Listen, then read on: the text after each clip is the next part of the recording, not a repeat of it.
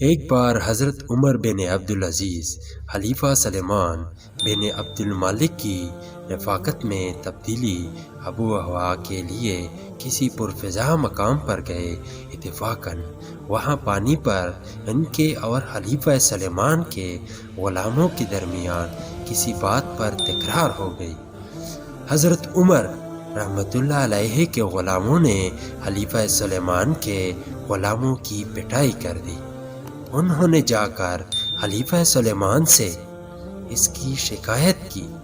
سلیمان نے حضرت عمر رحمۃ اللہ کو بلایا، شکایت کے لہجے میں کہا، آپ کے غلاموں نے میرے غلاموں کو مارا ہے۔ آپ نے فرمایا، مجھے علم نہیں۔ سلمان بگڑ کر بولا، آپ جھوٹ کہتے ہیں۔ فرمایا، جب سے ہوش سنبھالا ہے اور مجھے معلوم ہوا کہ جھوٹ آدمی کو نقصان دیتا ہے، آج تک میں نے کبھی جھوٹ نہیں بولا۔